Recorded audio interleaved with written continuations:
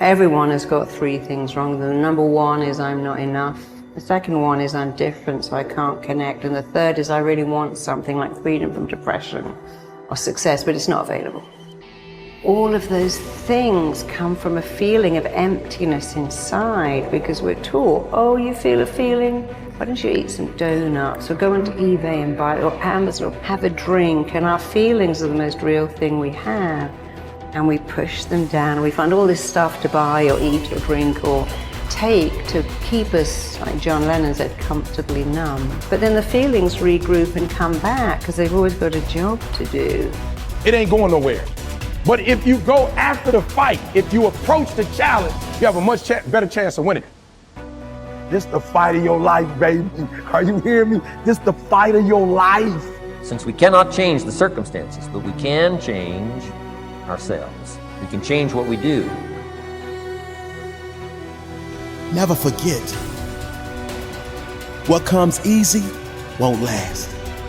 And the things that last the longest never come easy. And that's the exact reason why the harder you work for something, the greater you feel when you achieve it. It is not going to be easy, my friend. It is not going to be a walk in the park where you can walk and smile all day. There are going to be some dark days. There are going to be some rainy days. There are going to be some sunny days. But at the end of the day, you are above ground and not under it. You have to decide. It's up to you to decide to be happy. It's that simple. It's not about if I had this thing, if I felt this way, if I was with this. There's no if. You are either happy and you decide to be happy right now and appreciate everything you have and have gratitude, or you don't. It's put up or shut up, survive and advance, win or go home. And that's why you spend all those hours grinding. That's why you spend all those hours pushing yourself to the limit. You spend all those hours running. That's why you spend all those hours sacrificing. You spend all those hours sweating. Every day I demand more from myself than anybody else could humanly expect. I'm not competing with somebody else. I'm competing with what I'm capable of. My number one competition is me. It's always you versus you. You got to be the one to get up every morning, be disciplined, put in the consistent daily hard work, because that gains success. No coach, no trainer, no mentor, no boss can do it. You versus you. Show me your character. Remain disciplined. Stay strong. When it all seems hopeless, keep plugging away. Nothing can stop you if you don't stop for anything. Don't stop for anything. Never break your discipline. Remain faithful to yourself and your vision. We all have a voice in our head. Some of us are very spiritual, some of us are not, but we all have this voice and you're doing, this is wrong, don't do that. The more you don't listen to that voice, the further that voice gets away from your head. Some people call it the Holy Spirit, some people call it God, some monks, whatever you call it. It's there. We all have it. It's the right or wrong voice. But the more we don't listen to it, the more that voice goes away. The only voice you hear is yourself. When the only voice you hear is yourself, you're wrong. There's a voice that guides you through life. And sometimes it's guiding you in a direction that you don't want to go. That's usually the right place to go. It's that uncomfortable place. So that voice is always talking to me, but we don't listen to it. I listen to it. And when I start getting anxious, nervous, like we all know when we've done too much because it's telling us, I'm getting tired, I'm wearing down. But we go. I start talking to my fiance, hey, I'm doing too much. We start now, like I did in Hell Week, like I do all the time, the 1 second decision. It's that decision when your mind starts to get so amped up. Whenever you can't hear yourself think, you gotta slow down. Whenever you're living off a schedule, every day's a schedule, you have no time for yourself. When you start, and we all know it, I don't have time for this anymore, I don't have time for that anymore. That's when your mind and your body is saying, think about it. I'm neglecting my fiance, I'm neglecting my disciplines of life, I'm neglecting my reading, my learning, my workouts, my diet. You start neglecting all of that. You neglect one of them, You can neglect all of them a long time. It's going to haunt you. When you start seeing that, my God, I haven't eaten, I haven't been sleeping, it can only be one of those things to take you off. So I'm very aware of my eating, my sleeping, my disciplines of life. And I start to get too far away from them, it's a hard stop.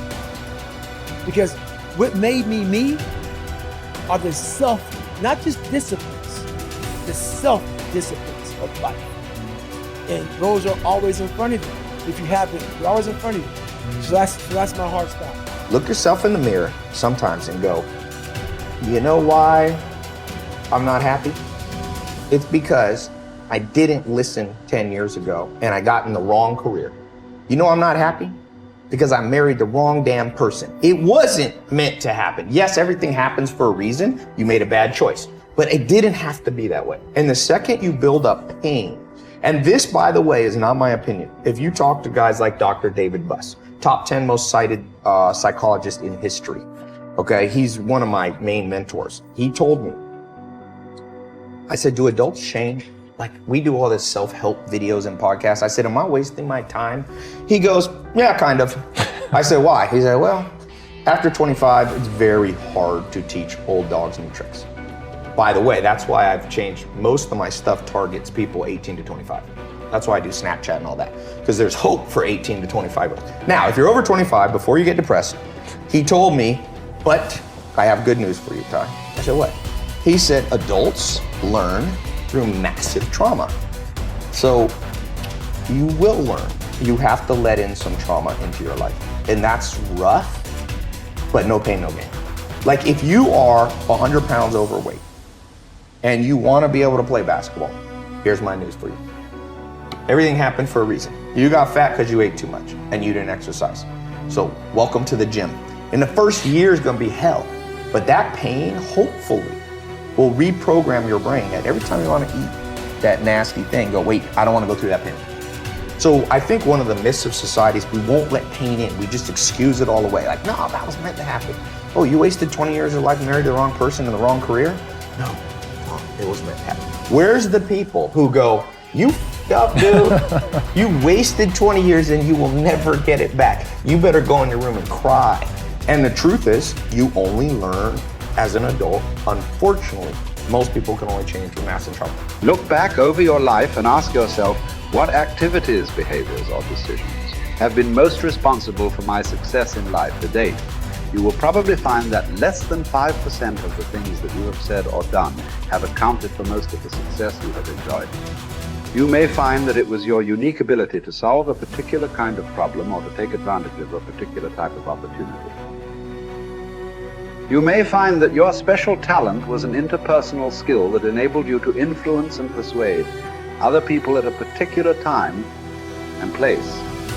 You may find, on analysis, that it was an ability to take charge and accept responsibility for accomplishing a particular goal. Whatever has been responsible for your successes in life to date may be a good indication what you should be doing in the future. Analyze your work based on the measure that I call return on energy. Leaders in every field deliberately apply their talents and energies where they can achieve their greatest return on the amount of energy, mental, emotional, and physical, that they invest in any endeavor. They refuse to take on jobs or work in areas where they cannot perform at exceptional levels. They treat themselves as valuable resources and they spend their energies very carefully. One of the questions that you might continually ask yourself is this the best possible use of my time and energy?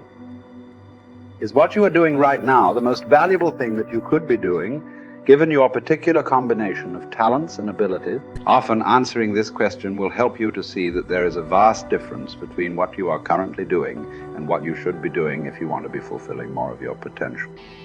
Once you have chosen your ideal job or occupation for this stage of your career, your biggest responsibility is to make the decision to become very good and then to become excellent at what you do. In a lengthy study on successful Americans, the Gallup organization discovered that expertise, or being recognized by your peers as one of the very best in your field, was one of the essential ingredients for success in American life. We said before that self-confidence comes from positive knowing rather than positive thinking. It is only when you know that you are outstanding in your chosen field that you really feel terrific about yourself, and that you enjoy high levels of self-confidence. Men and women who are good at what they do and who know that they are good at what they do are very different from those who are only average. They walk and talk and dress and behave differently. They have an attitude of assurance and certainty about themselves that causes them to stand out in any group. They have a deep down sense of self-worth and self-confidence that is evident to everyone around them. The quality of a person's life is in direct proportion to their commitment to excellence, no matter what their chosen field.